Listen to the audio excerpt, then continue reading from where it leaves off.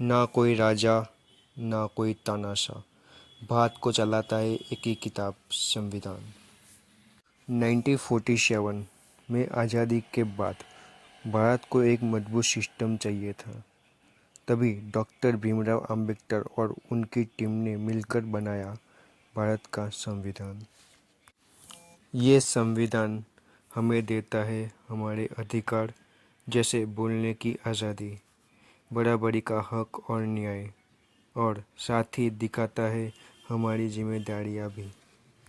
सोचिए, अगर संविधान ही ना होता तो ना बराबरी हो पाती, ना इंसाफ हो पाता, ना सही नियम ले पाते। इसलिए संविधान को एक किताब नहीं कहा जाता, हमारे देश की आत्मा है। अभी संविधान को समझने के लिए हम आगे बढ़ते हैं। बिल्कुल।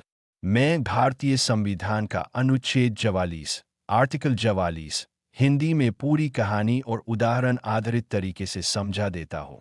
अनुच्छेद 44 विवरण आर्टिकल 44 डिटेल्स सटीक शब्दावली The state shall endeavor to secure for the citizens a uniform civil code throughout the territory of India.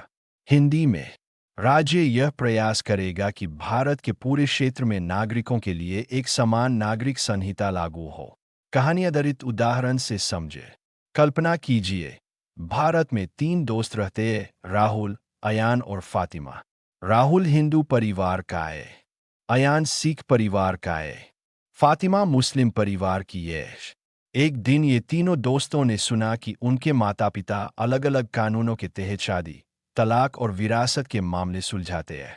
Rahul के माता पिता हिंदू विवाह अधिनियम के नियमों का पालन करते हैं।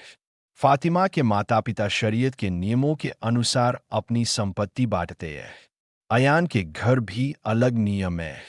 दोस्तों ने सोचा, क्यों एक देश में अलग अलग लोग अलग अलग नियमों के तहत जीते हैं? क्या यह सही है? यहाँ अनुच्छेद 44 काम आता है। यह कहता है कि राज्य को यह सुनिश्चित करना चाहिए कि पूरे देश में नागरिकों के लिए एक समान कानून हो, यानी सभी धर्मों और समुदायों के लिए समान नियम हो, खासकर शादी, तलाक, उत्तराधिकार, संपत्ति आदि के मामलों में। मुख्य बिंदु की पॉइंट्स। समान नागरिक संहिता का उद्देश्य सभी नागरिकों के लिए एक ही नियम लागू करना, चाहे धर्म, जाति या लिंग कुछ भी हो। समाज में समानता और न्याय स्थापित करना।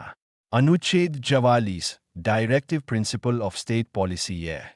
यह एक निर्देशात्मक नीति है, कानूनी बाध्यता नहीं। इसका मतलब है कि राज्य को इसे लागू करने का प्रयास करना चाहिए, लेकिन तुरंत लागू करना जरूरी नहीं है। सभी धर्मों पर लागू। हिंदू, मुस्लिम, सिख, ईसाई आदि सभी। शादी, तलाक, विरासत, बच्चा गोद लेना जैसे मामलों में एक समान कानून।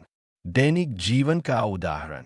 राहुल के पिता ने अपनी संपत्ति बांटी, फातिमा के पिता ने अलग तरीके से। अगर समान नागरिक संहिता हो तो राहुल, अयान और फातिमा सभी को एक ही नियम के अनुसार अधिकार और कर्तव्य मिलेंगे। इससे न्याय, समानता और पारदर्शिता बढ़ेगी। संक्षेप में कहानी का संदेश। अनुच्छेद 44 यह सीख देता है कि भारत में सबको समान कानून मिलना चाहिए, ताकि किसी के साथ धर्म या जाति के कारण अन्याय न हो। यह धीरे धीरे समाज को समान और न्यायपूर्ण बनाने की दिशा में एक सपना है। इंडियन कॉन्स्टिट्यूशन के आगे के अध्याय को सुनने के लिए बने रहिए इस चैनल्स पे। सब्सक्राइब कीजिए, लाइक कीजिए, शेयर कीजिए।